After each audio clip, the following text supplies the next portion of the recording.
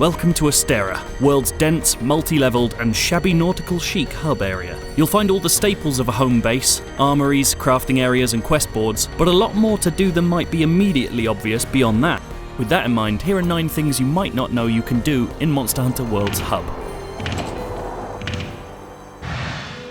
Sure, Astera looks pretty, but there's a distinct lack of town planning going on. From a quick glance at the hub's multiple spiral staircases, it initially appears like getting to these useful levels will take up more of your time than actually getting anything done. What isn't signposted though is the extremely useful chain lift system. Just approach one of the many chains and with a simple button press, off you fly.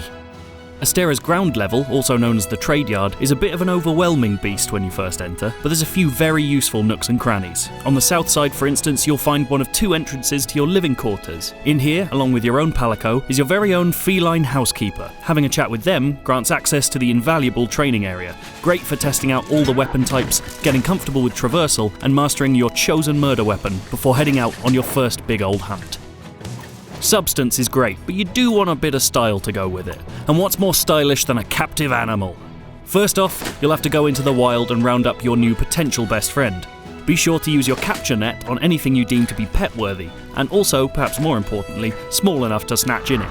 No pet puke-pukes allowed. Once that's done, approach the housekeeper again and he'll let you place the creature right on the floor. There's a lot to choose from. Freak squirrel, stuck-up bird, lazy frog, a fish who got above his station and started walking, or just a ton of ants.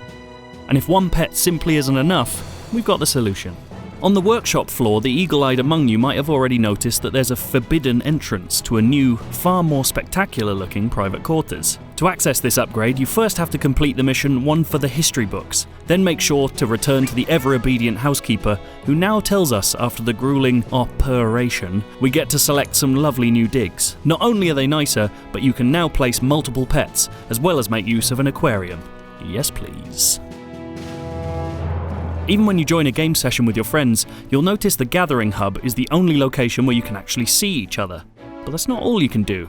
For instance, while one party member searches for the right quest to post, why not mercilessly crush another with a healthy dose of arm wrestling? Just approach the barrel next to the chain lift and get ready to mash your buttons.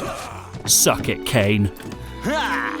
On the far right of the Gathering Hub is a set of tables, where you and your friends can have a chinwag, a beer, and set Astera to rights. There's no mechanical benefit to any of this, but you tried telling Boozhound Barb that being able to go nuts with a pint is useless. I'm worried for Barb. Early in the game, you might notice an area in the trade yard that's suspiciously inactive. After one specific story hunt, however, it quite literally grows into a new botanical research centre. While you're out on quests, the boffins back home will grow the herbs, mushrooms or honey of your choice. No more spending 10 minutes picking flowers. You can now wholly focus on the extinction of your chosen species.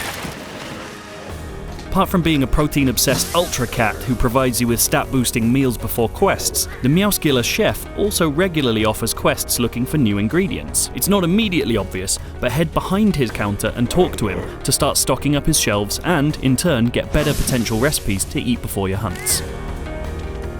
Despite the clear encouragement for monster murder, it can often be more beneficial to capture your prey instead. What better way to endorse this than by having a lovely capture display area in the trade yard? Anytime you capture a monster instead of slaughtering them, you're now treated to your docile prize laying in the west of the hub with a bunch of the curious locals having a little look. If you like this video, why not check out our review for Monster Hunter World, or our unofficial preview of the game, where a Welshman has no idea what's going on.